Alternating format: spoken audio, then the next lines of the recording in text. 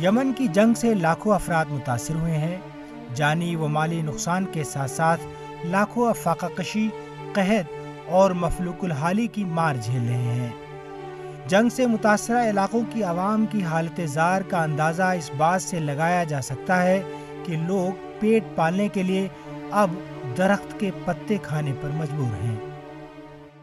احنا نطبخ اوراق الشجر وناكل من الشجر ونتقي من الشجر صلى على النبي.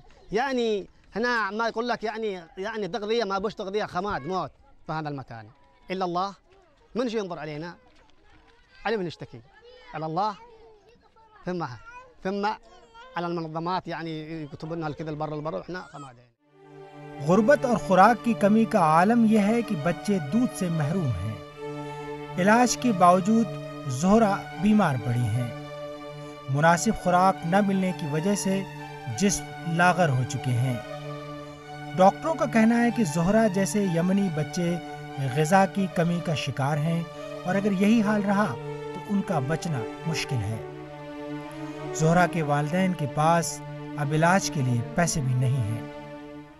زهرة عمرها 7 أشهر من يوم خلقان لو كلا نشلا لك انت بحليب ولا انت إلي بما أنا لا حاجة ولا ما أكل ما ناكلوش ما أنا أوراق الشجر نطبخها وناكل إحنا وبنينا لو كلا لا قيمة حليب ولو كلا لا قيمة إلهي ولو كلا واصل أبوك آلقها ما نجد إلا ربي ما نجد إلا حاجة إن أنا ناس فقراء ما أنا ولا حاجة وما نظمتها تشيلنا كبار إحنا ما تاسش علينا।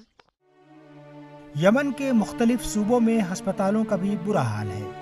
यहाँ बच्चों के अमराज के माहिरीन हैं और न ही बिजली और ऑक्सीजन जैसी बुनियादी सहूलियात मैसर हैं। हाल यह है कि असातिज़ा और सरकारी मुलाजमीन को तनख्वाहें भी वक्त पर नहीं मिल पा रही हैं।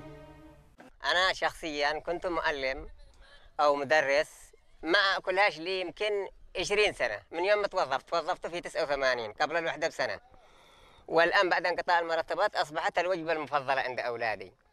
يأكلوا منها هذا واصل، خاصة وجبة الظهر، وتجيب لهم ظمأ وتجيب لهم حكاك لكن ما نسوي. والآن أصبحنا منكوبين نكبة لا بعدها ولا قبلها। दुनिया अरब को लोग अमीर तरीन खित्ता समझते हैं, लेकिन जंगज़दा खित्ते के ये मनाजिर यमनी आवाम की बेबसी के मज़हर हैं।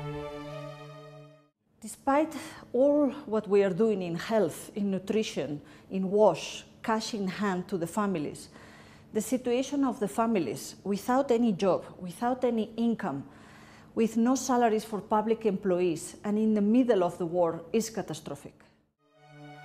जंग ने तेल से मालामाल यमनी शहरियों को पानी, ग़िज़ा, दवाएं, बिजली और रोज़गार जैसी बुनियादी सहूलियात से ऐसे महरूम किया है कि अब वो जीने को तरस रहे हैं।